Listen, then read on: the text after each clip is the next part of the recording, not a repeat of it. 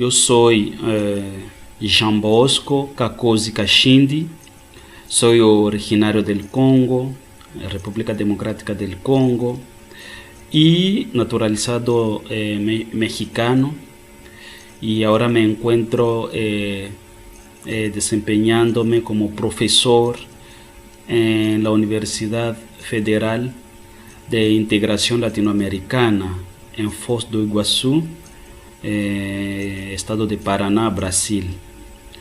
Y bueno, hoy les voy a exponer, a compartir sobre Ubuntu y Ubuntu criollo. Mi exposición se va a dividir en tres partes importantes. En la primera parte voy a hablar, hacer una introducción sobre el contexto histórico de surgimiento de este concepto de Ubuntu, y prácticamente, o en términos generales, en Sudáfrica.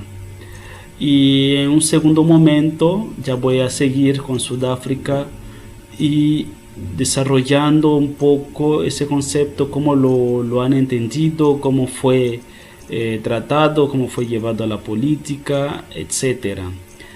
Ya en el tercer momento voy a hablar de Ubuntu criollo en Colombia, o sea, cómo en ese país sudamericano ha sido llevado a cabo una resemantización, unas reflexiones sobre las realidades de las comunidades afrocolombianos desde un aporte de cosmovisión africana, que es Ubuntu. Entonces Ubuntu criollo sería esa resemantización de Ubuntu, de esa cosmovisión africana, Ubuntu, Colombia, en este caso en las comunidades afrocolombianas. Vamos a empezar. Y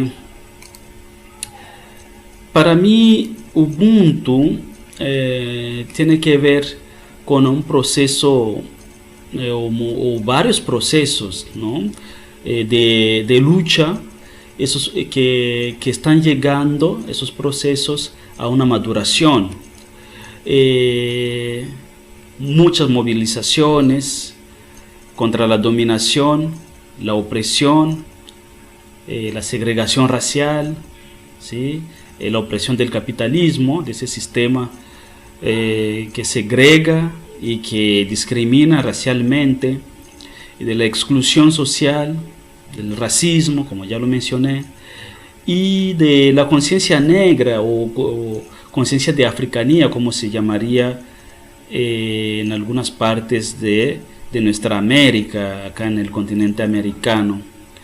Y también es importante subrayar el contexto neoliberal, o sea, con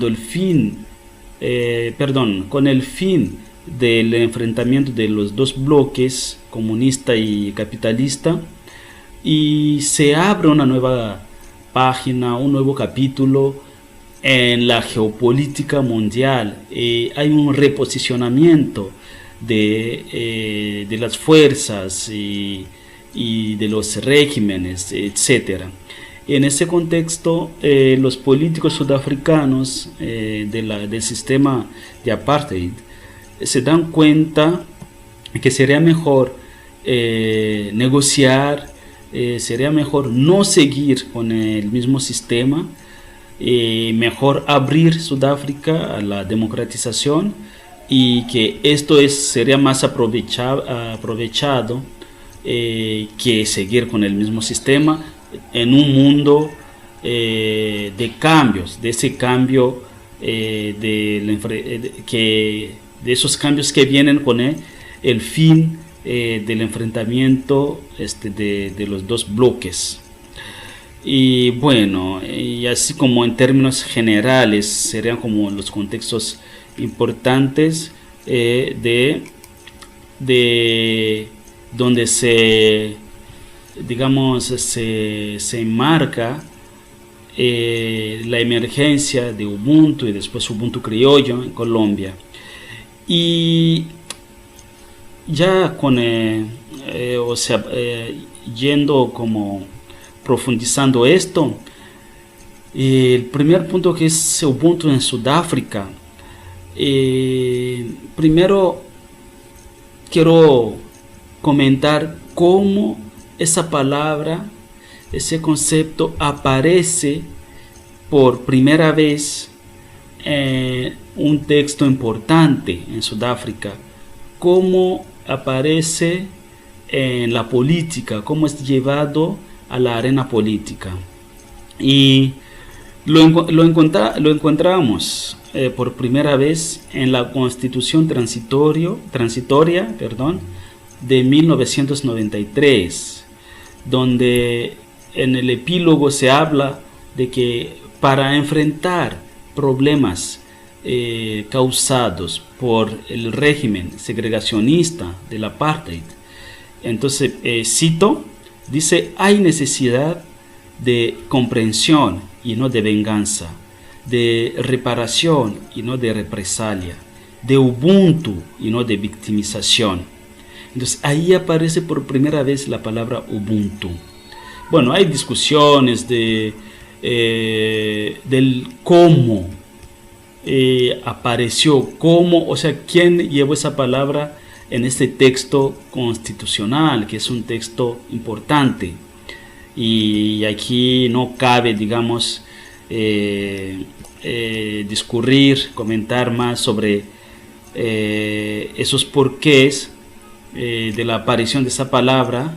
Solo, bueno, algunas respuestas más plausibles muestran que fue algunas negociaciones entre ENSI y Inkatha Freedom Party, que se disputaban el poder, y entonces ENSI tuvo que darle alguna concesión a Inkatha Freedom Party para incorporando ese concepto, así calmarlos un poco. En fin, son debates y las respuestas son más que nada plausibles, y algunos dicen no se sabe bien, pero lo importante aquí es que ese término entra en el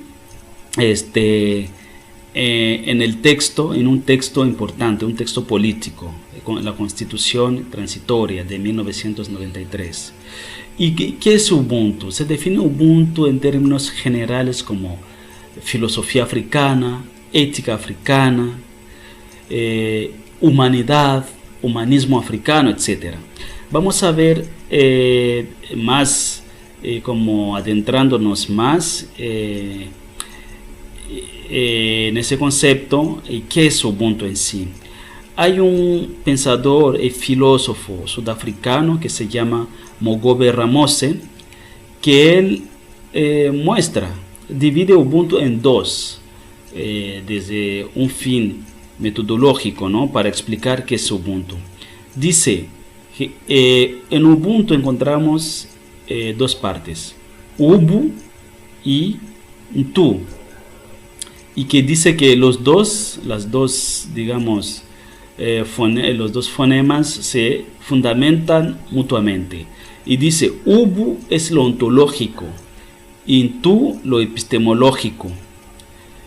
Ubu tiende a la abstracción de lo cognoscible, y Tu se orienta más al desenvolvimiento o a la concretización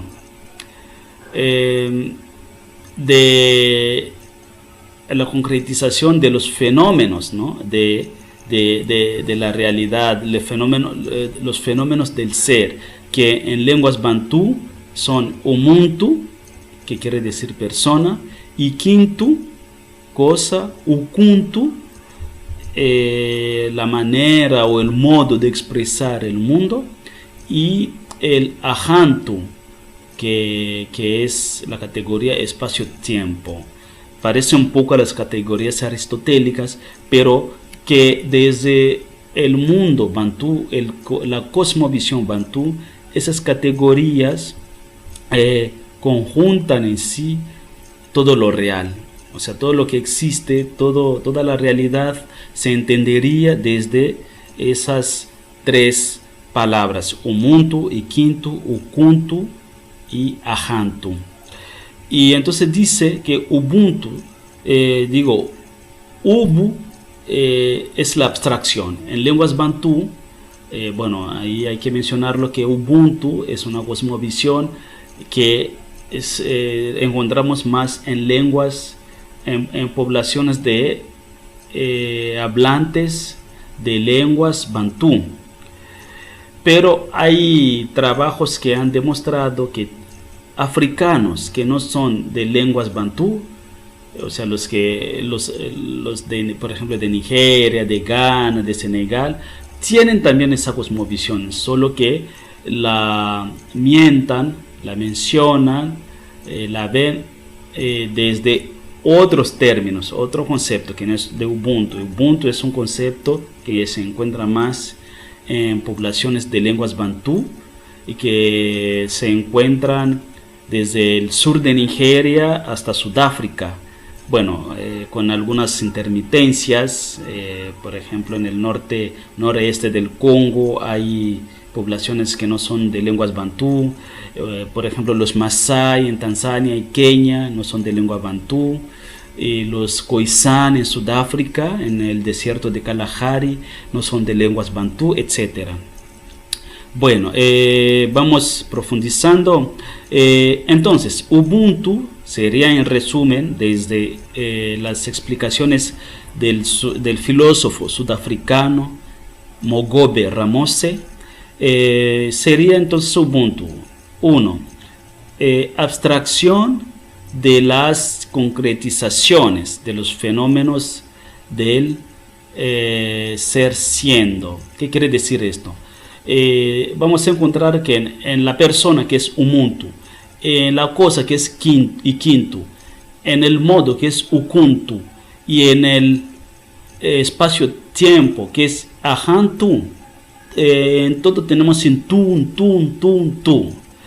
Entonces Ubu, como es un prefijo, una fonema de abstracción, entonces si lo juntamos Ubuntu, y esto nos da una abstracción de lo concreto, de todo lo concreto, o sea, de todo lo existente, de todo y lo real en sí, más allá de lo existente, todo lo real.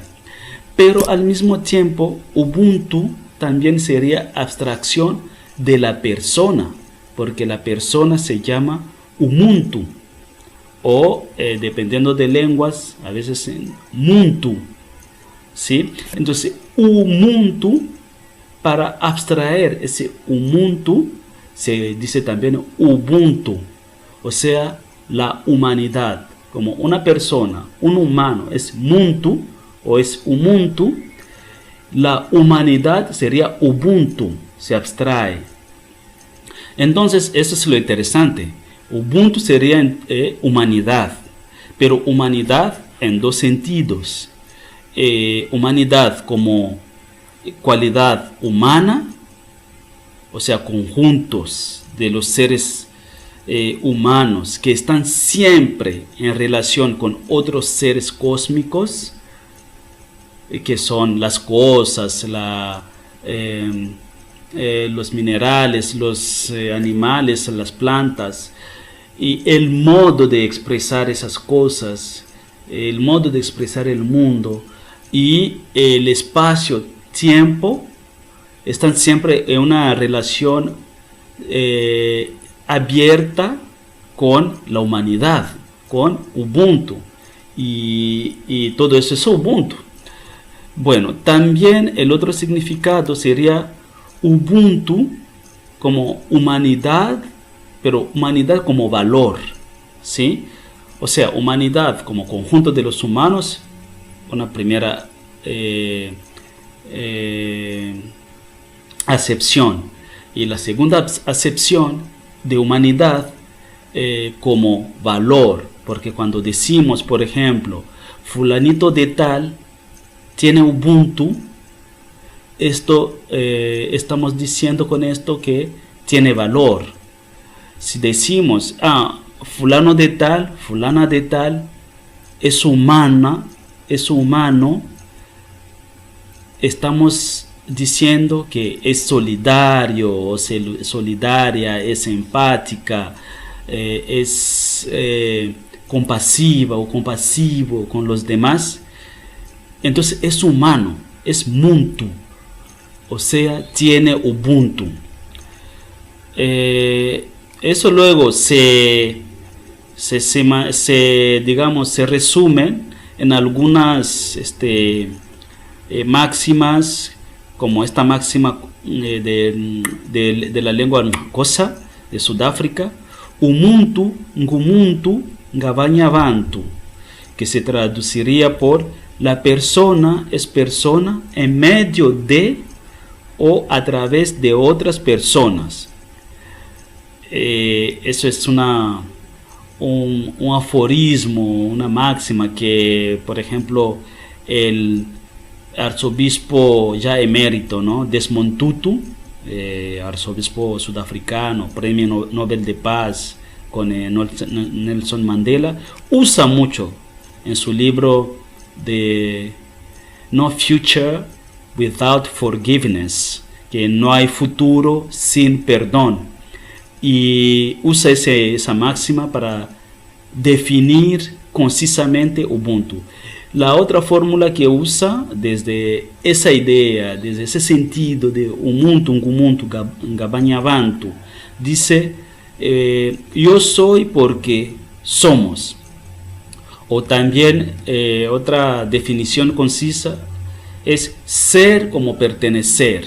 Eso me parece importantísimo, porque para Desmond Tutu dice, nosotros desde una perspectiva de Ubuntu no nos podemos entender como seres humanos sin el pertenecer. O sea, para nosotros el ser es el pertenecer. Pertenezco a una comunidad, a un grupo, a un país, y luego soy.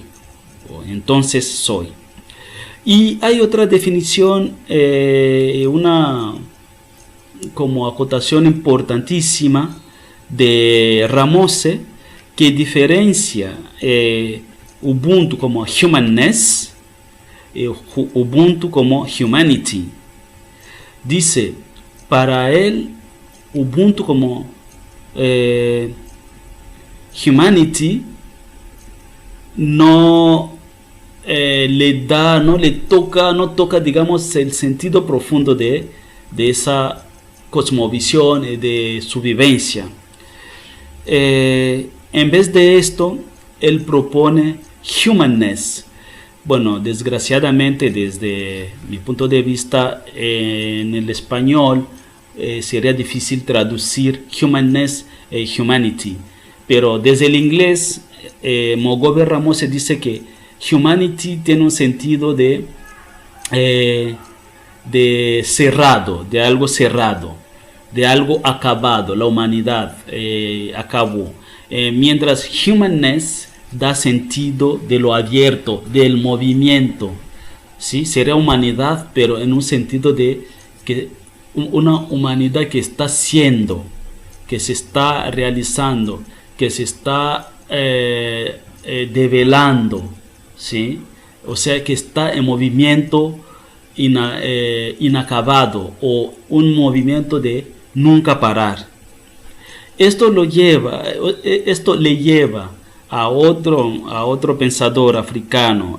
En este caso es un nigeriano que trabaja historia intelectual, la filosofía en África, pero se enfoca mucho en Sudáfrica. Se llama Emmanuel Eze Onyebuchi. Desde ese planteamiento de Mogobe Ramose, Emmanuel Eze Onyebuchi dice que desde Ubuntu podemos pensar entonces identidades de convergencia con fin abierto. O sea, ese aspecto de la apertura incesante de Ubuntu lleva a Onyebuchi a pensar identidades de convergencia en Sudáfrica, como para reconciliar a los sudafricanos, para plantear una Sudáfrica post-apartheid. Bueno, y es esto, digamos, en términos generales sobre Ubuntu en Sudáfrica. Ahora bien, ¿cómo ese concepto fue resemantizado o ha ido resemantizándose en Colombia?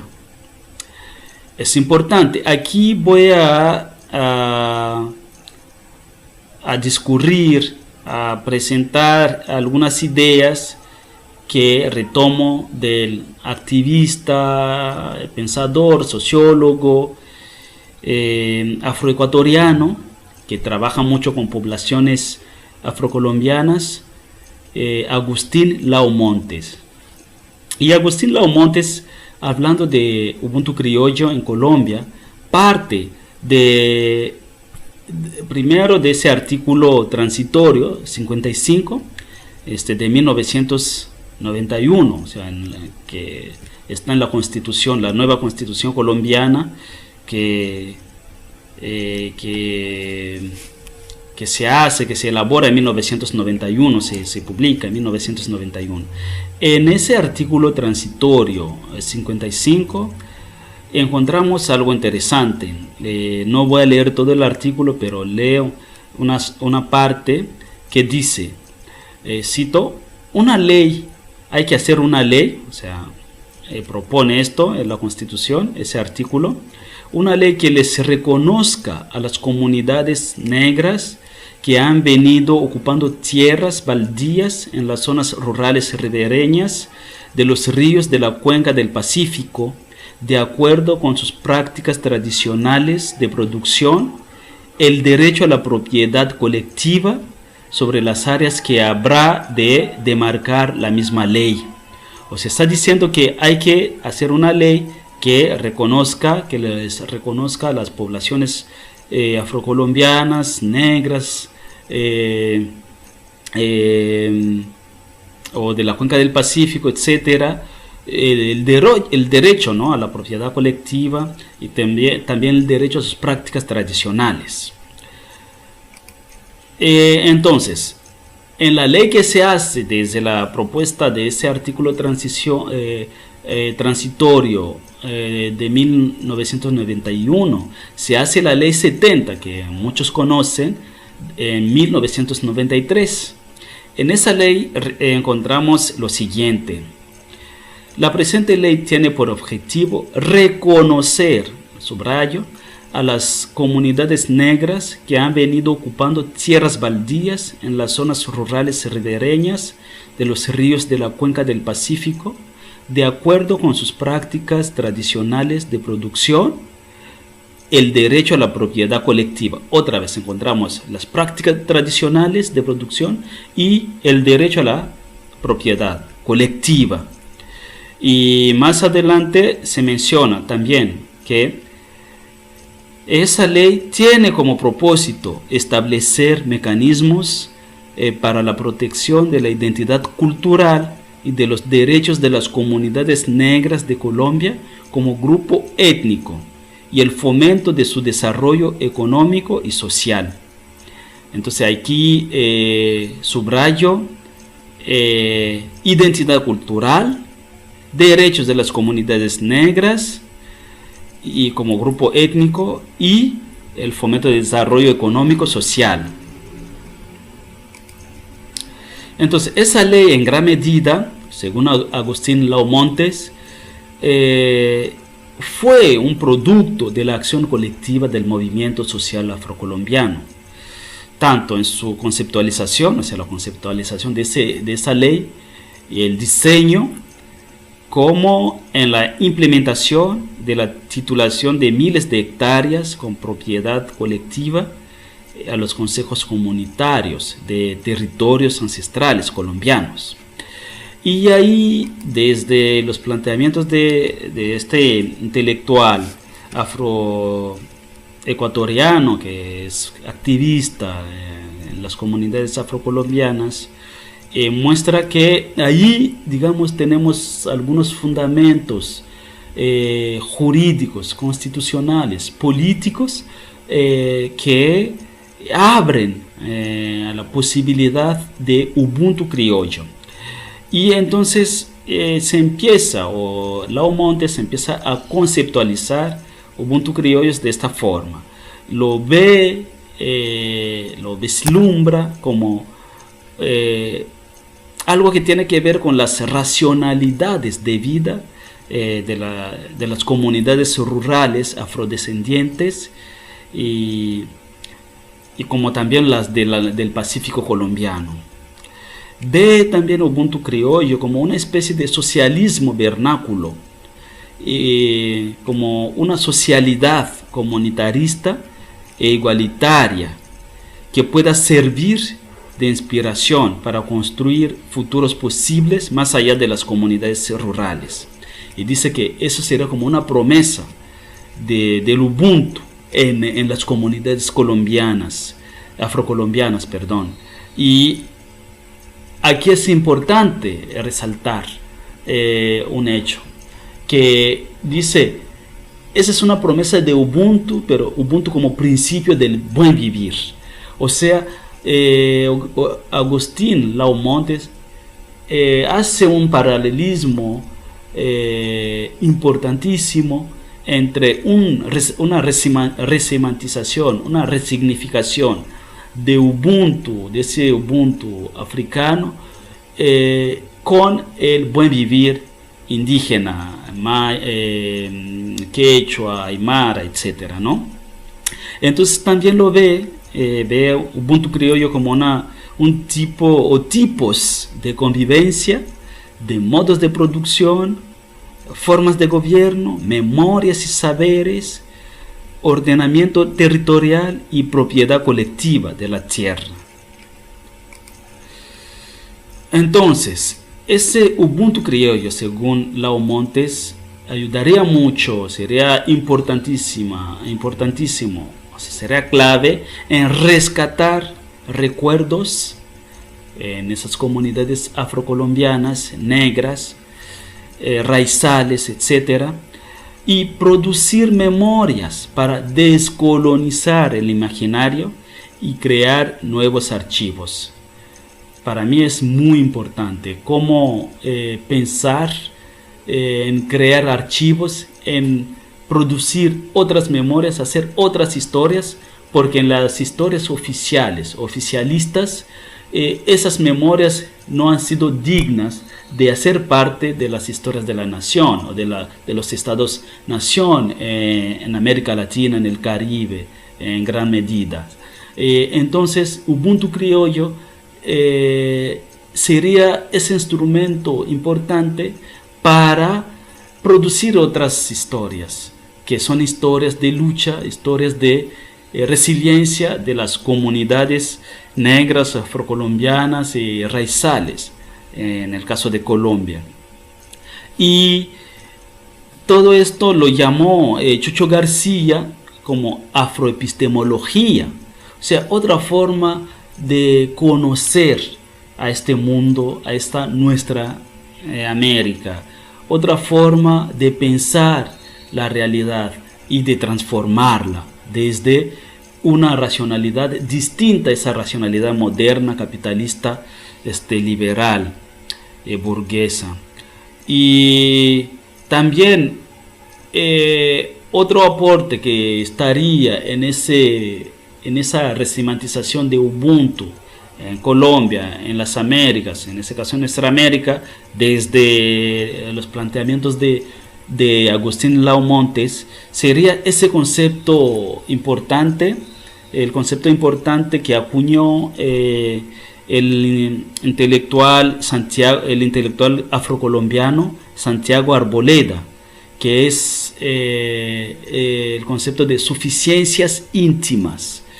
Según Arboleda, esas suficiencias íntimas de las poblaciones negras, afrocolombianas, raizales, tienen que ver o se entendería como recursos colectivos. Otra vez hay que subrayarlo, ¿no? Lo colectivo, lo comunitario, o sea, recursos colectivos, comunitarios de carácter intelectual, afectivo, cultural y político, que hilan los tejidos comunitarios de fortaleza, pertenencia e identidad en los pueblos afroamericanos mediante esa noción. Pues aquí yo resalto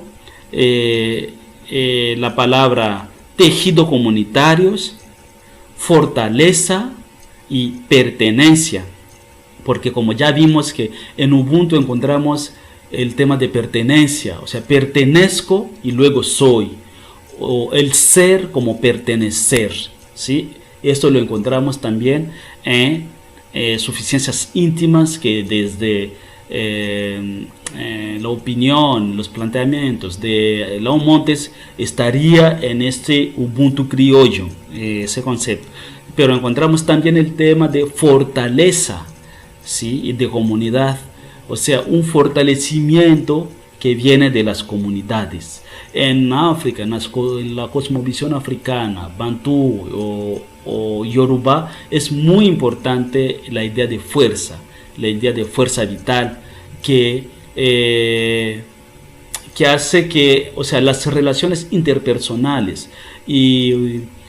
o con otros seres no humanos siempre están como atravesadas por la noción de fuerza. Nos relacionamos por fuerzas y nos fortalecemos desde nuestros lugares, desde las jerarquías en una comunidad. Los ancianos fortalecen a los adultos, los adultos fortalecen a los jóvenes, etcétera. Los ancestros nos fortalecen, etcétera. Y todo esto tiene que ver con la perpetuación de la vida y del grupo, de la cultura, de la comunidad, etcétera. Porque cuando no hay fortalecimiento, no hay esa fortaleza, es la desaparición, es la muerte, es la no vida. Bueno, en ese concepto encontramos también el tema de empoderamiento, potenciación, que desde ideas de Maritza Montero se contrapone a la idea de fortaleza, ¿no? O de fortalecimiento. Otra vez, empoderamiento sería un concepto que vendría de fuera de las realidades donde se vive ese Ubuntu criollo, y porque es empoderarse, es potenciarse, pero sería desde lo fuera para adentro. Maritza Montero diría, para nosotros, para las comunidades negras, afrocolombianas, raizales, se hablaría mejor, cabería mejor el concepto de fortalecimiento, que es algo producido desde la comunidad, cómo se relacionan con las fuerzas vitales que se producen desde las comunidades para ir entonces afuera. Es un ad intra, un hacia adentro para afuera. Se fortalece hacia adentro para salir hacia afuera, luchar por el reconocimiento, luchar por sus derechos, luchar por la educación, luchar por el bienestar, etcétera, ¿no? Pero desde una fuerza que que emerge, que se produce desde esos lazos fuertes, lazos afectivos, lazos de ancestralidades, lazos de familia, etcétera, ¿no? Desde dentro. Y otro punto importante, muy relevante, que entraría en eso, sería lo de ancestralidad, porque ya en el artículo transitorio 55 encontramos eso de que el territorio ancestral, o sea, la demarcación del territorio donde esas poblaciones venían siempre viviendo, y eso tiene que ver con el tema de ancestralidad. Lo relevante aquí, lo imprescindible de esa ancestralidad es que nos conecta directamente con Ubuntu en África, porque en la cosmovisión Bantú, en la ética Bantú de Ubuntu, los ancestros tienen un lugar importantísimo, son claves, ellos nos dejaron, heredamos la vida, heredamos el territorio, la moral, la política, la forma de convivir en paz, en armonía, la búsqueda de justicia, etcétera. Heredamos todo eso de ellos, de los ancestros, y entonces ellos, como nosotros heredamos de ellos, ellos nos dejaron como una tarea, un deber moral también de transmitir esto, de cuidar lo que nos dejaron, lo que heredamos, ¿no? Y esa ancestralidad lo encontramos como un tema clave, un tema central, nuclear en las comunidades afrocolombianas, negras, raizales, y que entonces se conecta, se entiende o se entendería desde ese gran concepto de Ubuntu criollo. Y ahí también están los temas de la etnoeducación, como lo han trabajado Juan García o Catherine Walsh, sobre una educación intercultural, ¿no? De esos conceptos de Juan García que cita luego Catherine Walsh, de casa adentro. El casa adentro sería ese fortalecimiento, ¿no? De comunidades, desde los saberes, los conocimientos, las tradiciones, cultura propias, ¿no? De las comunidades afrodescendientes. Casa afuera sería esa interculturalidad, ese diálogo diálogo abierto y respetuoso, simétrico en lo mejor posible, con los demás, con las demás culturas, los demás pueblos que no son afrodescendientes. Y casa ajena sería ya como ya ese diálogo más con las instituciones, la política. Bueno, entonces en términos generales, como para cerrar, Ubuntu y Ubuntu criollo, como lo hemos visto, serían como esos dos conceptos, dos palabras que encierran en sí una cosmovisión, un potencial muy importante para operar cambios sustanciales en la manera de ver, de comprender, de actuar en el mundo, sobre todo en esos mundos donde se vive la opresión, se ha vivido la opresión, en este caso en Sudáfrica, en Colombia, la opresión, el racismo, la discriminación, la marginación social de las poblaciones negras, africanas, afrodescendientes, raizales, afrocolombianas, y esos cambios deben basarse en las fuerzas ética y ecológicamente humanizantes de las comunidades. Eso sería para mí Ubuntu y Ubuntu criollo, donde se encuentra, eso sería como un punto de encuentro benéfico, de encuentro gozoso, de encuentro disparador, de cambio, detonador, de transformación de esas realidades indeseables que viven en muchas de nuestras gentes, nuestras comunidades africanas, afrocolombianas negras raizales, tanto en Sudáfrica o en África en términos generales, y en Colombia en términos específicos, pero de forma general en nuestra América. Muchísimas gracias por su atención.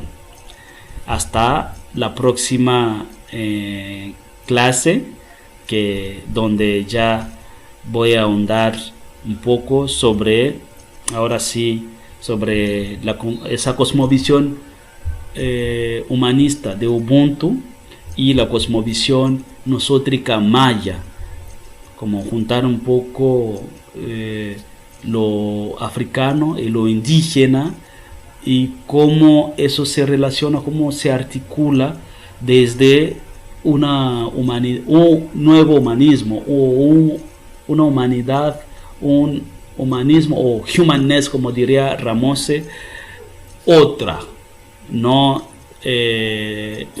humanness de esa racionalidad capitalista, opresora, burguesa, liberal, ¿no? Que ha discriminado, ha excluido, marginado a nuestros pueblos africanos y de nuestra América.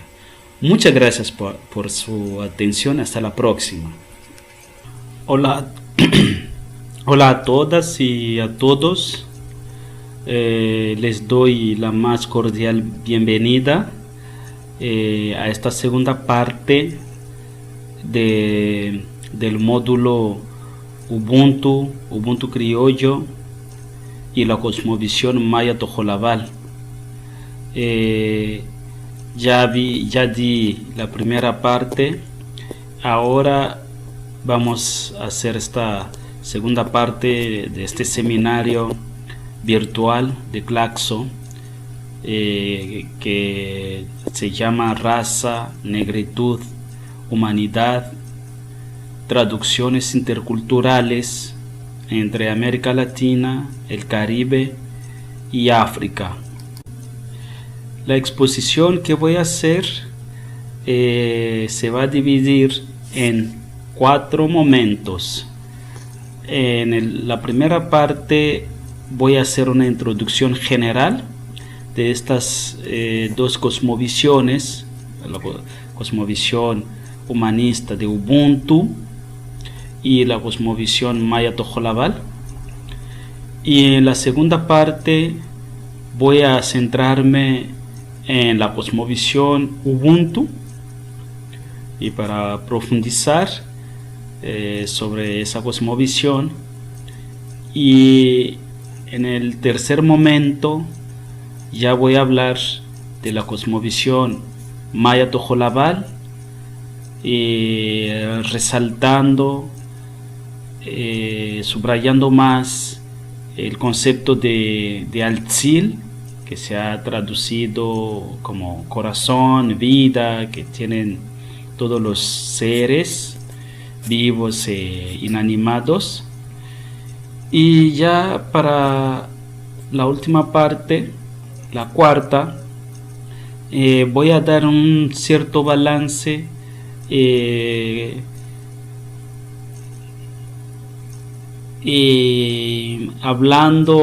comentando un poco las coincidencias y divergencias entre ambas cosmovisiones, Ubuntu y la cosmovisión maya tojolabal.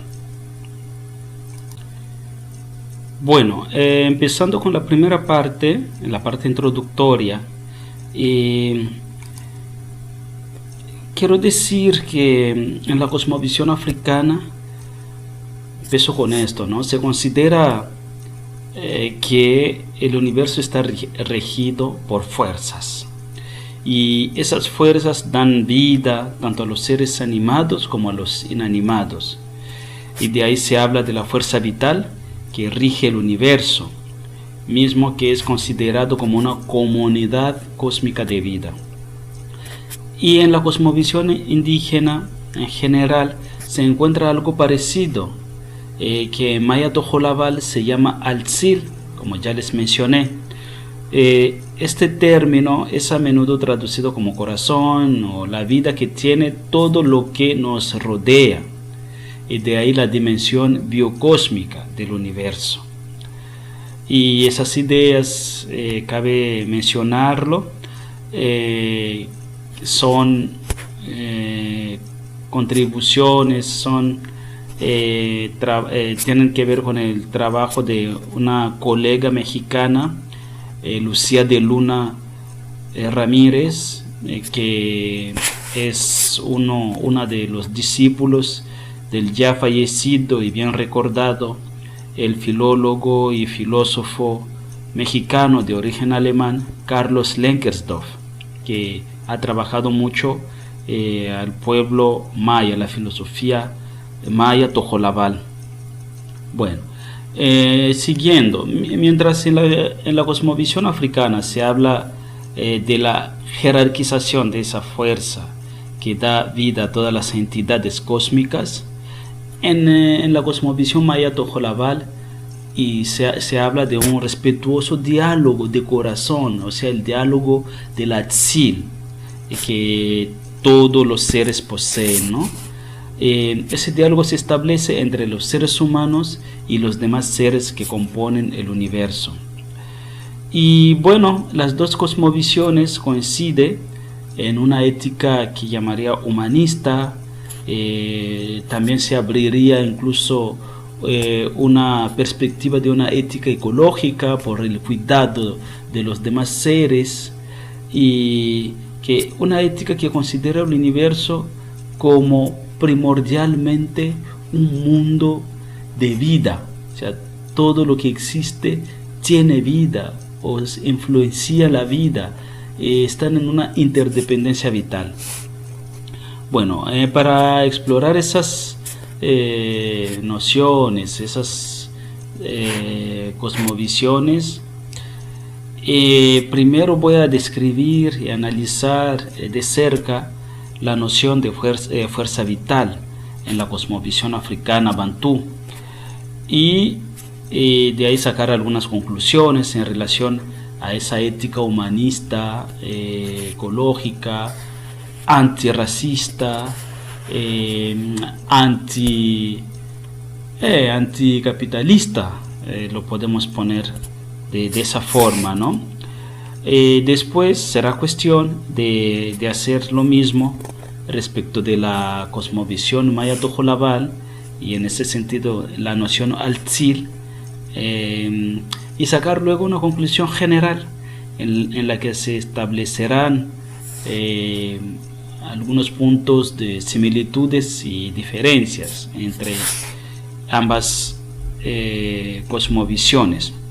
Cabe señalar que la primera parte de esta exposición parte principalmente de las teorías de la filosofía africana bantú, y ahí estoy refiriéndome a autores como el ruandés ya fallecido Alexis Kagame, el alemán Jan Hens, y el sudafricano, Mogobe Ramose, y el zimbabuense que radica en Sudáfrica, Munyaradzi Felix Morove. Y en cuanto a la parte de Atzil, de la cosmovisión maya tojolabal, ya les mencioné que me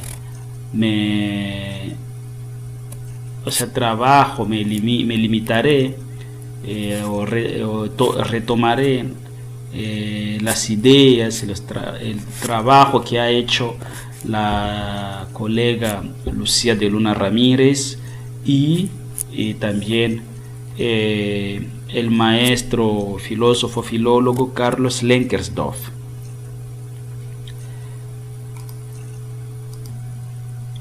Bueno, después de esa introducción, empezando con la segunda parte, o sea, ya la parte de la cosmovisión humanista africana, de Ubuntu. Primero les Les advierto que lo voy a dividir este segmento en 3 puntos. El primer punto es voy a hablar de la armonía del tú en la concepción bantú del ser. En el segundo punto voy a hablar de la centralidad de la fuerza vital en la cosmovisión africana bantú. Y el último punto voy a hablar de la unidad en el orden, la jerarquía y la ética. Bueno, hablando de la armonía del tú en la concepción africana bantú, vamos a ver que el universo africano, que ya como lo mencioné, que está regido por fuerzas. Estas fuerzas son el principio de toda la realidad, tanto la vida y la muerte de seres humanos, de seres animados, como la existencia, desaparición o transformación de aquellos seres inanimados, se comprende siempre desde la acción de esas fuerzas que están en el universo, que componen el universo. El devenir histórico social y la emergencia, la desaparición o transformación de culturas, civilizaciones humanas se atribuyen a la influencia de esas fuerzas. Y para enmarcar la importancia de la presencia de esas fuerzas en la cosmovisión bantú, encontramos un elemento que es de invaluable valor conceptual, que nos ayuda a comprender bien el papel de esas fuerzas en la explicación de todo lo real. Y es el elemento, como vimos en la primera parte de este módulo, el sufijo tú. Ese sufijo se encuentra en casi todas las lenguas bantú, muchas veces con algunas variaciones en pronunciación o escritura. Así tenemos, por ejemplo, tú en Xhosa, Sudáfrica, to en Lingala, en los dos Congos, tú en la lengua Swahili, en Tanzania, Kenia, del Congo, Burundi, Ruanda, etc. Ndu en la lengua Fuliru, en el Congo, etc. Y entonces el concepto tú, ese sufijo tú, es muy importante en la comprensión del mundo africano bantú. Y pues ese concepto, citando a Jagens, abro la cita, ese concepto es la fuerza universal en sí, pero que jamás aparece separada de sus formas fenoménicas, muntu, kintu, hantu y kuntu, como lo vimos en la primera parte. El tú es el ser mismo, es la fuerza universal, cósmica, que solo el moderno pensamiento racionalizador es capaz de abstraer de sus formas de aparición. Tú es aquella fuerza en que coincide el ser y el ente. Tú es aquel punto original de la creación. Cierro la cita de Jan Jagens. Esta visión ontológica entonces muestra que todas las manifestaciones del tú tienen fuerza o están con la fuerza. Es interesante ese estar con la fuerza. En la cosmovisión africana bantú, en este caso, ha habido autores intelectuales que han trabajado el estar con, y porque en nuestras lenguas, en las lenguas bantú en general, no existe, por ejemplo, el verbo tener. El verbo tener es estar con. Yo puedo decir, para decir que tengo una pluma o tengo dinero, digo estoy con la pluma, estoy con el dinero, ¿no? Y entonces se ve esa idea de pertenencia, como vimos en la primera parte, la pertenencia como ser, o ser como pertenencia. En ese sentido, asevera Jan Jagens que no es que la fuerza y la materia lleguen así a unirse, lo que ocurre es que jamás fueron separadas, siempre están juntos, ¿no? Fuerza y materia. Y bueno, y esas formas fenoménicas del tú son, como lo vimos, el muntu, quintu, hantu, kuntu, nos posibilitan pensar que hay siempre una relación intrínseca entre el tú y ellos y esas formas fenoménicas. Esa relación radica en la participación de esos fenómenos de la fuerza universal, que es el tú. Y por eso justamente tiene cabida aquí hablar del muntu como ser relacional. Eso es importante, ¿no? Como lo vimos también en la primera parte, que ese ser, la persona, la humanidad está siempre en este movimiento relacionándose con todos los demás seres, ¿sí? Las cosas, el modo de expresar el mundo y el espacio-tiempo, todo está en relación también con ese ser humano. Por eso desde una metafísica o una ontología bantú se hablaría del ser relacional, ¿no?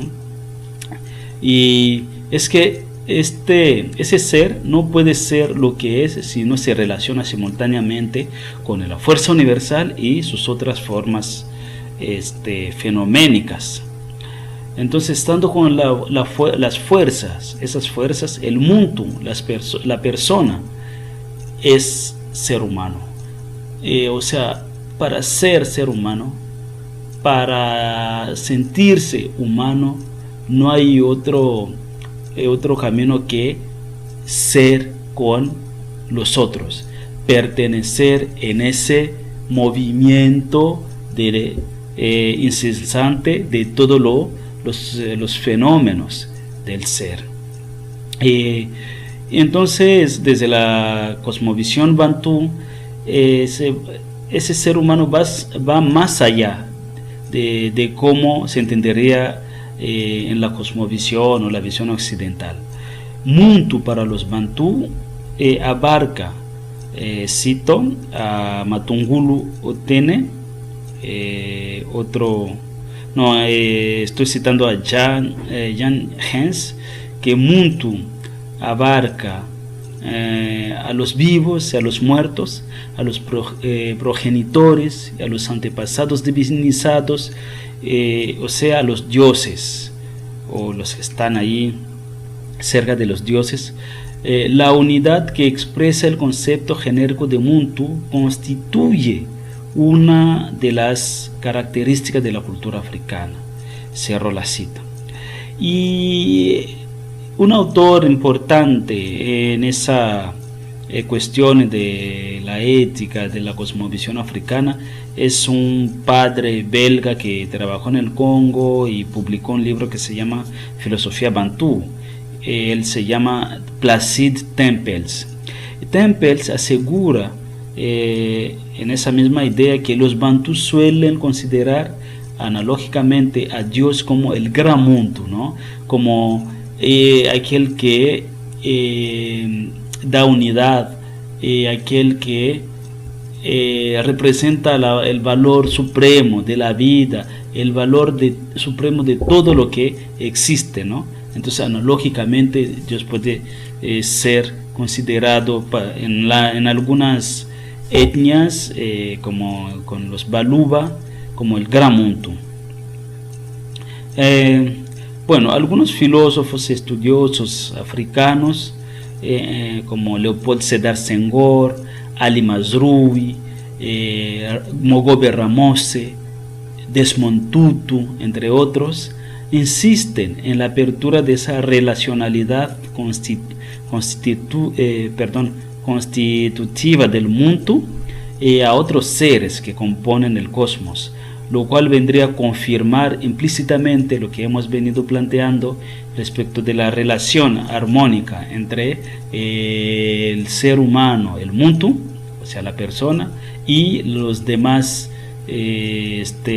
fenómenos del tú.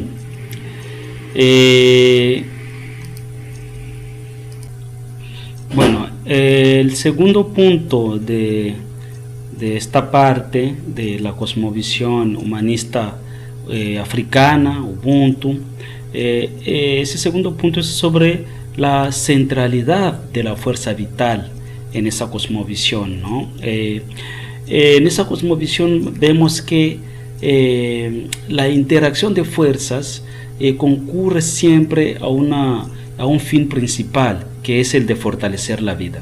Así, el punto neurálgico de la articulación de la existencia del muntu es la fuerza vital. El muntu siempre se relaciona con todas las fuerzas, las demás fuerzas, para fortalecer su vida. Y es de esta forma que se puede entender, por ejemplo, cualquier diligencia emprendida por un muntu, una persona, ante un brujo, un hechicero, un ganga, como se dice en el Congo, por ejemplo, que es curandero, ganga. Es que cuando el muntu, citando aquí a un intelectual congolés, Matungulu Otene,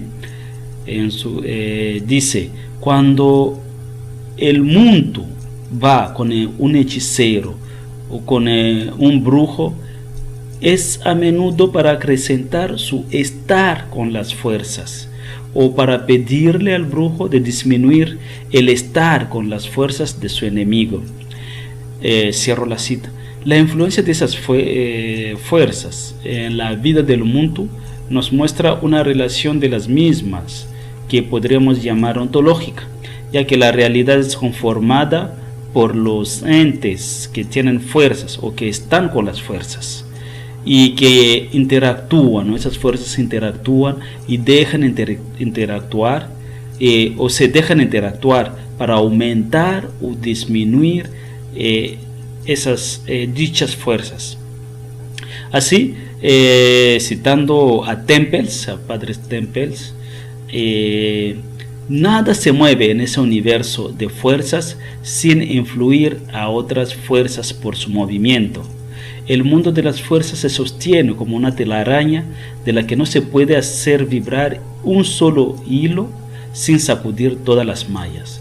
Para mí es muy importante esto, ¿no? Como en eso se ve esa relacionalidad y interdependencia vital entre todas las fuerzas, o sea, entre todos los seres que son movidos por esa fuerza que es fuerza vital. Y en esa interrelacionalidad de fuerzas, cuyo objetivo principal es el fortalecimiento de la vida, conduce a pensar en algo que autores como Birch y Cobb llamaron como una ética de la vida. Esta ética de la vida se basa en una visión de la interrelación e interdependencia de todas las entidades constitutivas del cosmos, en vista siempre de fortalecer y perpetuar la vida. Planteada desde esta óptica, esa ética podemos entenderla como una ética por excelencia ecológica, antirracista, porque es una ética que no discrimina, más bien es una ética que va incorporando, va incluyendo a los demás seres, porque tanto más se es, o sea, tanto más somos, más vida tenemos, más fuerza tenemos. Entendida esa ética como ética de la vida, parte entonces del supuesto que toda vida es relacional, y eso lo cito de un sudafricano, Martin Prozeski. Y en ese sentido, la ética tradicional africana reconoce el vínculo existencial entre las personas y el medio ambiente, la deuda que cada generación debe a sus ancestros y su consecuente responsabilidad para la posteridad, o sea, los que vienen. Eso es otra otro planteamiento de otro intelectual, pensador sudafricano, Bulho Benezet. Y en esa línea se entiende la vida como un don que emana de los antepasados y mismos que lo recibieron de una cadena que va hasta Dios, que sería la grande y poderosa fuerza vital en el mundo, en esa cosmovisión humanista bantu. Si esa vida emana de los antepasados, entonces podemos pensar que en relación con ellos, y dado que es un don, se es entonces en la obligación, cada mundo, cada persona tiene esa obligación moral de transmitirla también a la futura generación. Y aquí cabe mencionar que en el mundo africano, bantú, en esa cosmovisión, cuando alguien recibe un don, un regalo, no basta solo con que agradezca. No, ese regalo se queda, ¿sí? O se interpreta como deuda. Pero la persona o la familia que recibe ese regalo suele siempre agradecer, ¿no? Dando otro presente. Desde una reciprocidad que parte también de la gratuidad. No es una deuda compulsoria que tengo que hacerlo. No, es una deuda como una deuda moral, algo que te queda así como, yo tengo que luego responder, ¿no? Pero no estás obligado, sino que es una obligación moral si se quiere. Entonces no importa que sea grande o pequeño, lo que más importa es agradecer dando algo también. Si uno no tiene nada en ese momento, hará todo lo posible para que un día pueda bien agradecer a la persona que le regaló, le dio algo, ¿no? No agradecer por el don equivale a no ser mutuo, equivale a no ser una persona, no reconocer ese don. No ser mutuo o ser lo menos. Esto es ser una mala persona. Agradecer, en cambio, significa ser mutuo o serlo más, es decir, ser una buena persona. El hecho de agradecer tiene entonces un sentido más profundo de reconocer el don y de responder a él. Responder a algo o a alguien es ser responsable para con él o ella. Y dado que el acto de agradecer, en su sentido de reconocer y responder, hace de uno más humano, más mutuo, se infiere que ese acto entonces incrementa la fuerza vital de la persona, del mundo, o en otras palabras, fortalece a este mundo, lo solidifica. Y bueno, la persona que da, que comparte, que es generosa, que yo añadiría que es generadora, ¿no? Esa persona es generadora porque genera en él o ella un crecimiento de fuerza vital, y genera también en la otra persona un reconocimiento de Ubuntu.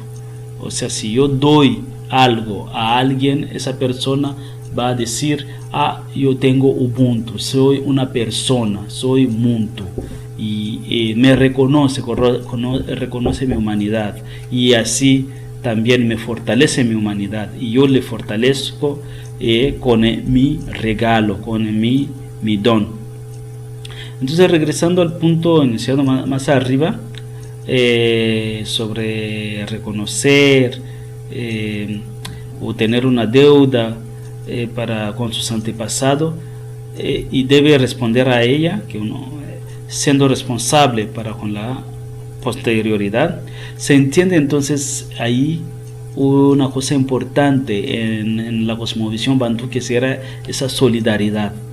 Vamos a encontrar muchas veces en las comunidades africanas bantú ese término, esa palabra que los africanos, los bantú, son solidarios, o la solidaridad africana. Es eso, ¿no? Es una solidaridad como una cualidad esencial en esa cosmovisión bantú, y que concurre siempre para fortalecer, solidificar. Para mí solidaridad se entendería en ese sentido de solidificarse, fortalecerse, hacerse sólidos. Y eso es lo que el mundo busca, y eso es muy ético, ¿no? Es una ética del estar con el otro, de fortalecerse con el otro, de hacer un grupo, una etnia con el otro. Y de ahí no se pensaría en esa cosmovisión la exclusión del otro, porque la exclusión de otra persona, de otros seres, nos debilita, o sea, no cabería. Entonces se puede observar o entender esa solidaridad generacional y generadora, diría, en distintos ámbitos de la vida social en África. Bueno, eso sería a grandes rasgos, digamos, ese mundo de vida, ¿no? En la cosmovisión africana bantú, esa centralidad de vida. Podemos pensar también, por ejemplo, sobre podemos pensar en el debate sobre por qué los africanos tienen muchos hijos. O sea, desde esa perspectiva de centralidad de la vida se puede explicar, aunque claro está que puede haber algunos excesos o abusos, ¿sí? Pero la idea de tener muchos hijos, como un pensador diría, Ali Mazrui, un pensador, un filósofo keniano, que una de las plausibles hipótesis de por qué los africanos tienen muchos hijos puede ser también esa idea de fortalecer la vida, y la idea de que los que mueren o los que nacen perpetúan la vida, y se muere no para ir al cielo, a estar en la gloria eterna contemplando el rostro de Dios, no, sino que se muere para estar trabajando, entre comillas, ¿no? Desde otras esferas, para fortalecer la comunidad, fortalecer el grupo, la etnia que sigue viva, ¿no? Fortalecer a los vivos. Eso sería como una explicación, digamos, una hipótesis plausible sobre lo de tener hijos. Y hay que mencionar aquí que la maledicción, la peor maledicción en el mundo, en esa cosmovisión africana, es morir sin tener hijos. Y la mejor de las benedicciones que alguien dice a otra persona es que tenga un hogar, que tenga una familia, que tenga hijos, que tenga un grupo, ¿no? O sea, que esté dentro de los humanos para ser más humanos. Es como el mejor de los deseos que la gente se hace, ¿no? Ahora bien, el tercer punto y último de este apartado sobre la cosmovisión humanista africana es sobre la unidad en el orden, la jerarquía y la ética en esa cosmovisión. La jerarquía, ancestros, los hombres y mujeres vivos, los animales, las plantas, los minerales. Esas son las jerarquías en las comunidades africanas bantú. No es un sinónimo de desorden. Hay unidad en el orden. De ahí la armonía en un todo orgánico. Se acepta desde una lógica propia, la cosmovisión africana, una transmutación de entes o transmutación óntica. O sea, una persona puede ser simultáneamente un perro, una piedra, una planta. Se puede entender esto desde una analogía, ¿no? Pero esto no cabe en una analogía de jerarquía o diferencia. Por ejemplo, la importancia del totemismo en esa misma idea. El totemismo permite entender el binomio entre Ubuntu y Ukama, y o sea, el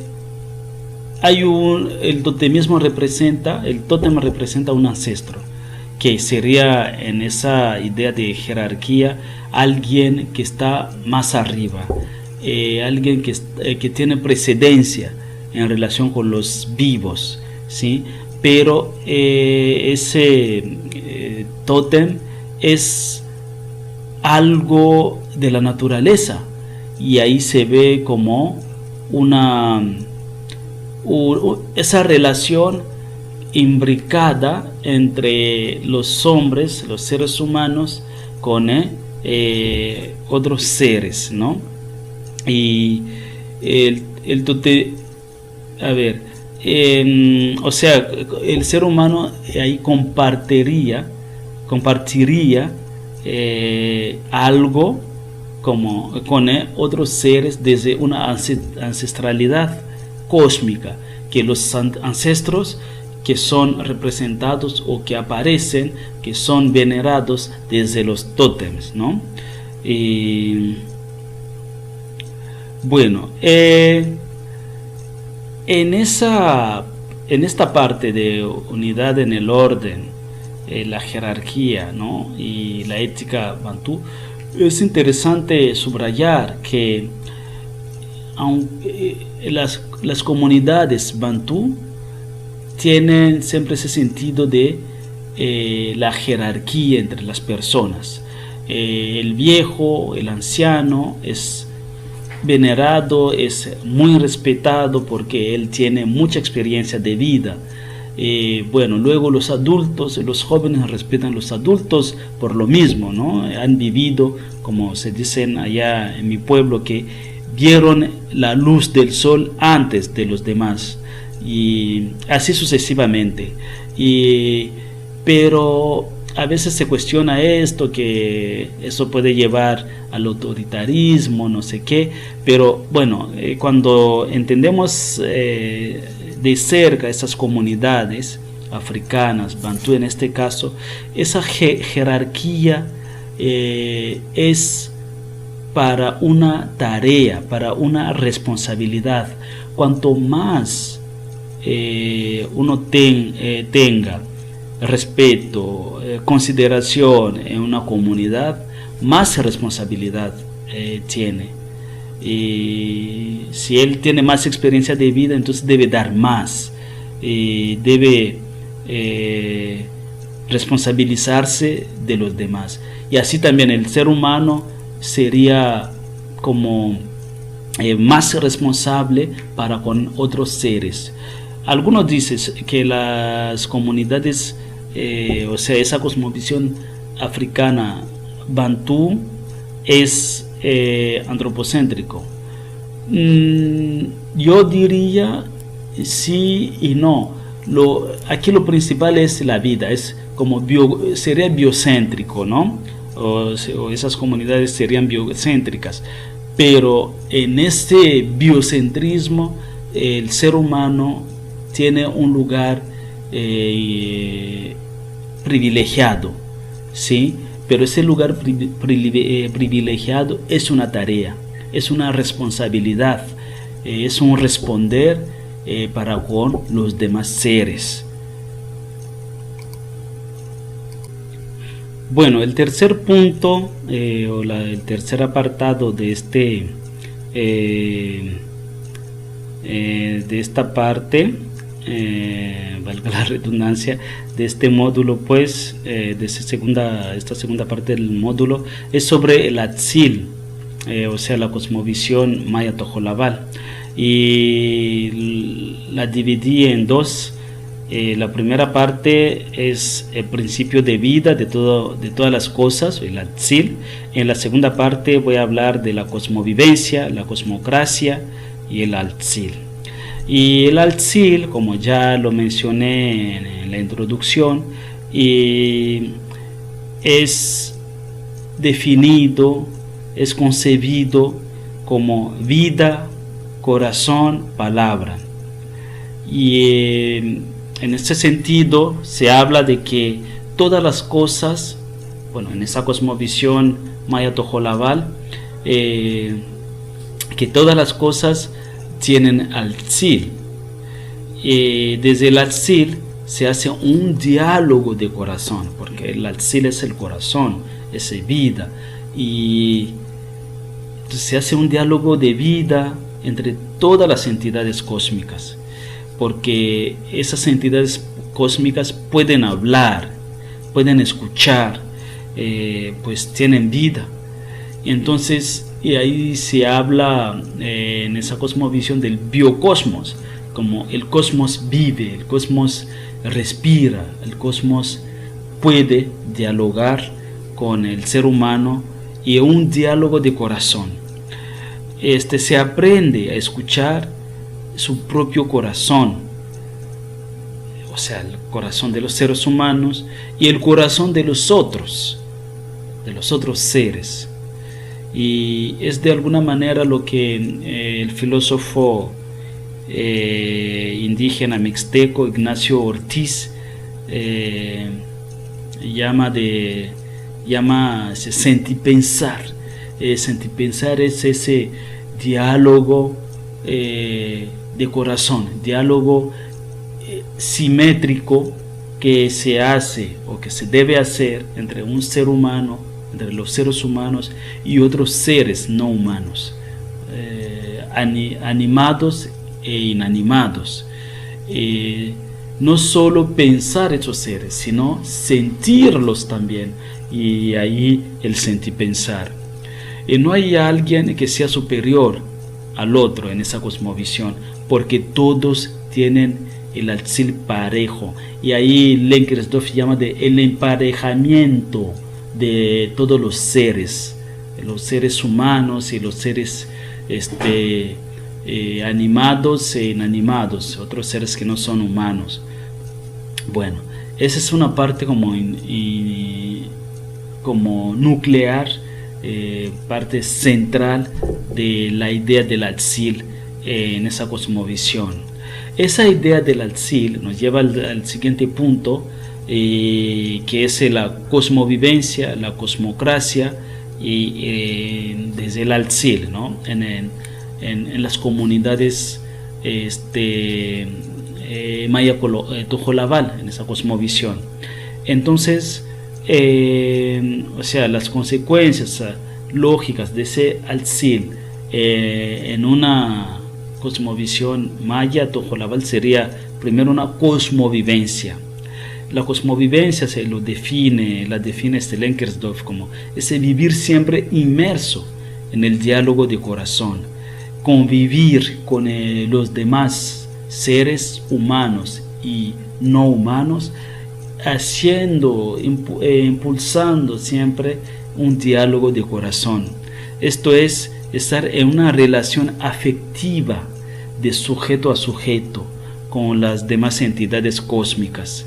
Y esto le va a llevar a Lenkersdorf a decir que es una vida, es vivir sin objetos, porque esos supuestos objetos tienen corazón, tienen vida. Entonces se puede entablar un diálogo afectivo, una relación afectiva con ellos. Y bueno, luego otro concepto importante en esa cosmovisión sería la cosmocracia, porque una cosmovivencia se desprendería, llevaría a una cosmocracia, que Lenkersdorf la define como gobierno de dialogicidad permanente entre todas las entidades cósmicas. O sea, si todos tienen Altzil, todos pueden entablar un diálogo de corazón, un diálogo afectivo, una relación afectiva, y entonces estamos en un gobierno, en una comunidad de siempre de diálogo permanente, Lenkersdorf llama dialogicidad permanente. Y diálogo permanente y diálogo afectivo, diálogo vital, en esa interdependencia vital entre todas las entidades cósmicas, el ser humano inclusive. Hay respeto dentro de esa cosmocracia y consideración de todos los puntos de vista de los miembros de esa cosmocracia, que son todas las entidades que tienen ese Atzil del cual se entabla ese diálogo. No hay quien se considere superior al otro desde esa cosmovisión. Y bueno, y eso puede, es obvio, ¿no? Se ve muchas vetas en ese planteamiento, vetas éticas, políticas, un potencial enorme, una propuesta epistémica enorme que criticaría, pugnaría contra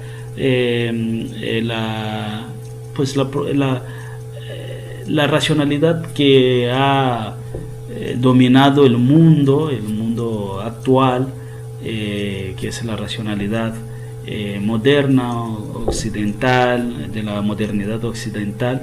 Esa propuesta de cosmovivencia, cosmocracia, sería una revolución dentro de esa racionalidad, porque no cabría en esa racionalidad. Entonces esa es una propuesta de la cosmovisión Maya Tojolabal, que son esas cosmovisiones de las márgenes de la totalidad moderna, que vendría a impulsionar esa modernidad, como lo han dicho los intelectuales, autores descoloniales.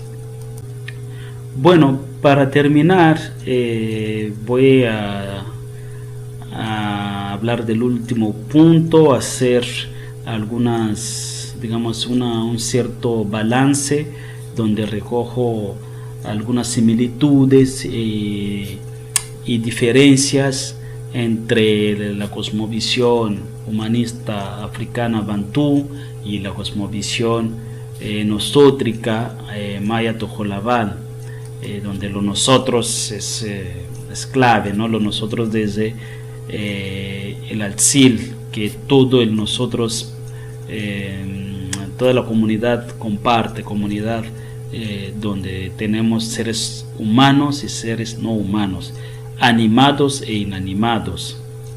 Bueno, en las dos cosmovisiones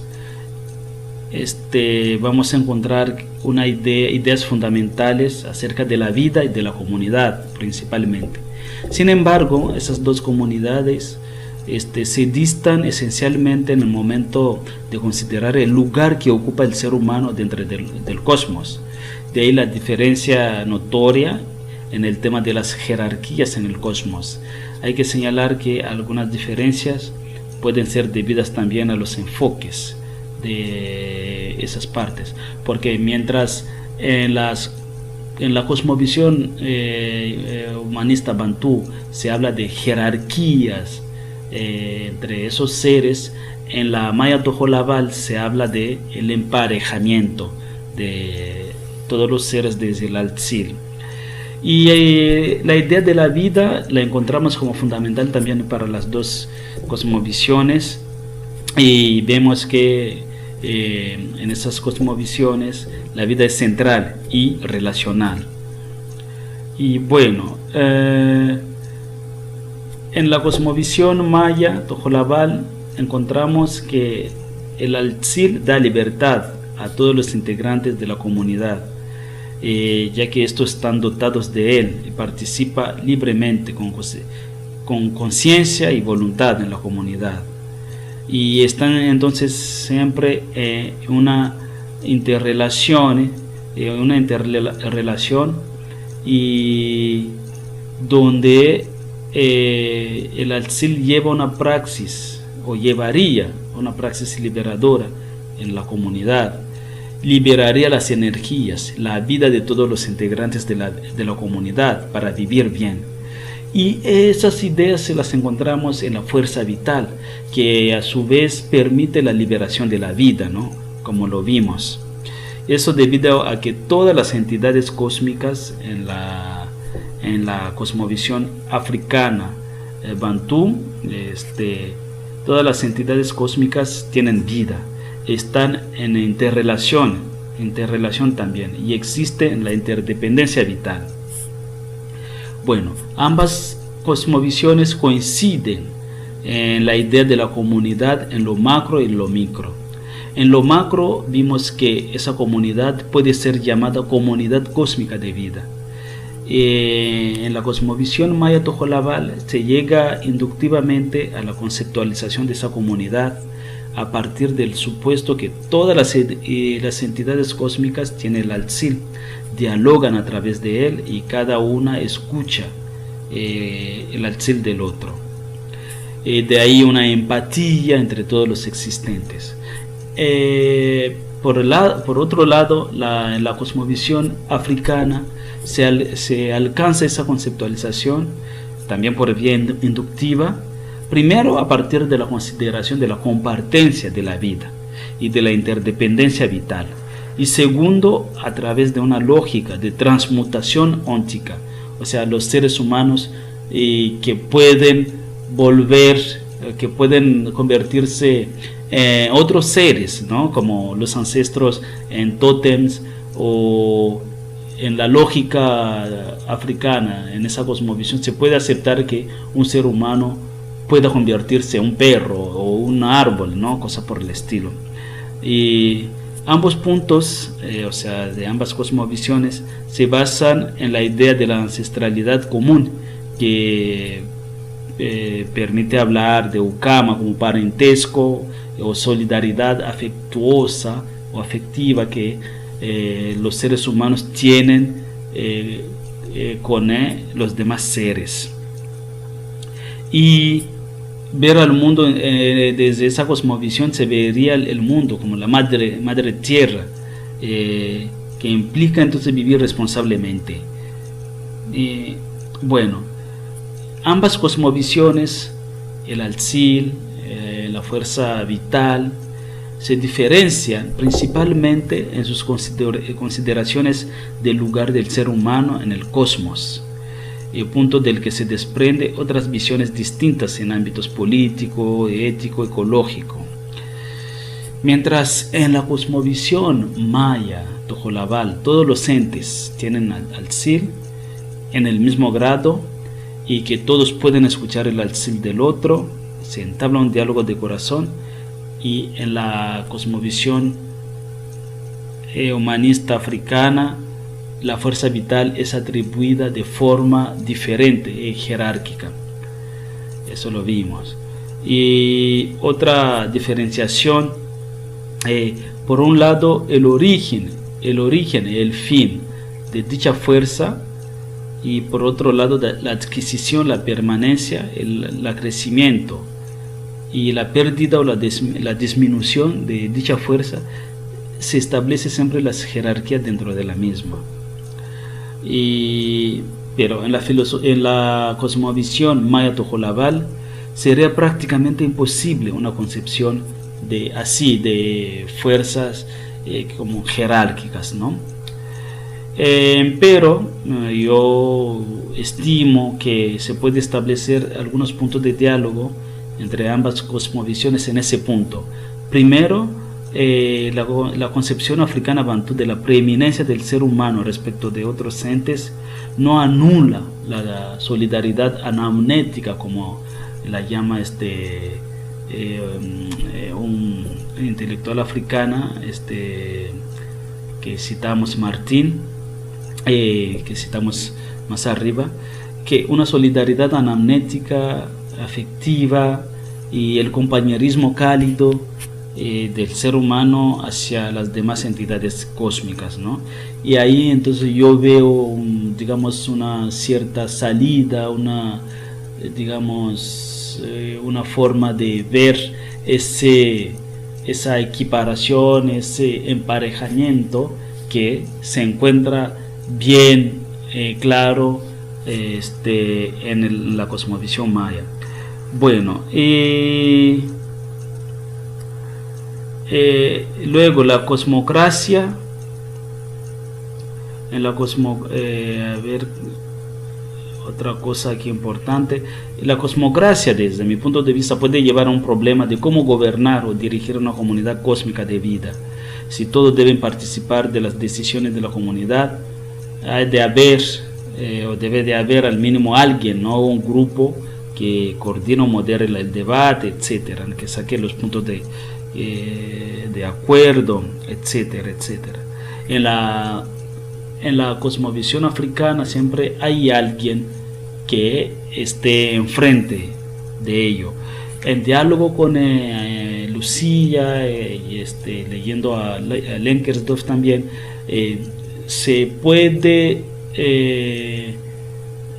encontrar algunos puntos de diálogo, en el sentido de que también en la cosmovisión maya tojolabal se acepta la figura, la presencia, la importancia del anciano en la comunidad, como aquel que media las relaciones y hace llegar a los acuerdos, ¿no? Modera las contiendas de las comunidades. Y bueno, por último hay otro punto aquí sobre los ancestros.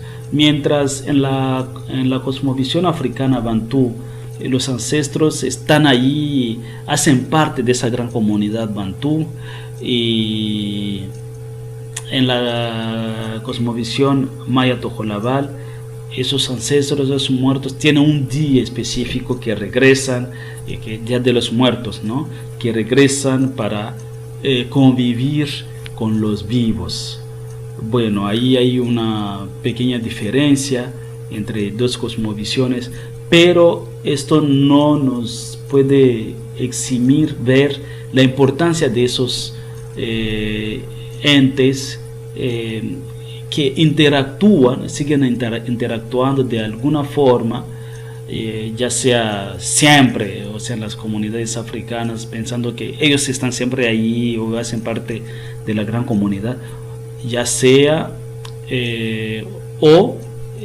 como la cosmovisión maya tojolabal, en ciertos momentos, en ciertos días festivos, vienen, regresan y como conviven, se supone, ¿no? Con los vivos. Bueno, sería esto en términos generales, que diría, que compartiría con todos ustedes sobre Ubuntu, sobre esa cosmovisión humanista africana y su hermana cosmovisión humanista, nosótrica, maya tojolabal. Muchísimas gracias y espero que haya sido de utilidad, y cualquier duda, yo creo que esto son muchas cosas, y tal vez alguna cosa no quedó clara, entonces estoy a la orden por algún diálogo, alguna pregunta, observaciones o algunas aclaraciones, ¿no? Aquí estamos a la orden por el foro, por el correo, ¿no? Bueno, muchísimas gracias y éxito en esos estudios para descolonizar nuestra América. Hasta la próxima. Chao.